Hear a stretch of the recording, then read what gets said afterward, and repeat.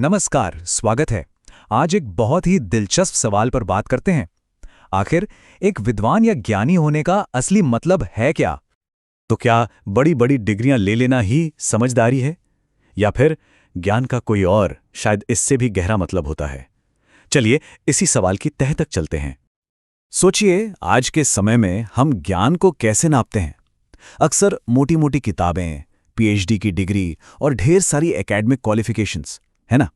समाज में तो बस यही सफलता और बुद्धिमानी की पहचान बन गई है। लेकिन सोचिए, तब क्या होता है जब इतने सारे ज्ञान के सामने इंसानियत और दया की कमी आ जाए? ये अपने आप में एक बहुत बड़ा सवाल है, एक पैराडॉक्स है जिस पर सोचना बहुत जरूरी है। देखिए, एक तरफ तो है दिमाग को ज्ञान से भरना, मतलब मोटी किताबें, पीएचडीज, अनगिनत डिग्रियां, और दूसरी तरफ है दिल को नरम करना, किसी जरूरतमंद से प्यार से, इज्जत से बात करना। जमीन आसमान का फर्क है कि नहीं? और देखिए, असली मुद्दा यहीं पर आता है। सच्ची शिक्षा, रियल एजुकेशन, वो नहीं जो सिर्फ दिमाग को भर दे। नहीं, असली पढ़ाई तो वो है जो दिल को मुलायम करे, जो हमें एक बेहतर इंसान बनने में मदद करे। और पता है, ये कोई नई बात नहीं है।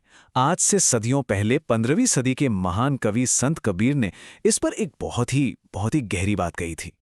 उनका दोहा था, पोथी पढ़ी पढ़ी जगमुआ, पंडित भया न कोय, ढाई आखर प्रेम का, पढ़े सो पंडित होए। इन दो लाइनों में सदियों का सच छिपा है। जरा इन शब्दों को महसूस कीजिए। तो सवाल ये उठता है कि इस सदियों पुराने दोहे का आज के जमाने में हमारे लिए क्या मतलब है? चलिए इसे थोड़ा तोड़कर समझते हैं, इसके मतलब में और गहरे उतरते हैं। तो चलिए इसे लाइन बाय लाइन देखते हैं। पहली लाइन, पोथी पढ़ी पढ़ी जगमुआ, मतलब सारी दुनिया किताबें पढ़ते पढ़ते मर गई। फिर पंडित भयानक हुए, लेकिन कोई भी सच्चा ज्ञानी या कहें पंडित नहीं बन पाया। तो फिर सॉल्यूशन क्या है? ढाई आखर प्रेम का, यानी प्यार के वो ढाई अक्षर। और आखिर में पढ़े सो पंडित होए, मतलब जिसने इन ढाई अक्षरों को पढ़ लिया वही असली पंडित है, वही असली विद्वान है। तो कबीर के हिसाब से ये ढाई आखर प्रेम का ही असली ज्ञान है। यही वो चीज है जो किसी को सिर्फ डिग्री वाला पंडित नहीं, बल्कि एक सच्चा विद्वान बनाती है। मतलब ज्ञान का असली सार किताबों में नहीं, बल्कि प्यार और दया में छिपा है। तो फिर सोचिए, उन डिग्रियों की क्या कीमत है जिनके साथ दया और प्यार ना जुड़ा हो? शायद जीरो, बिल्कुल शून्य।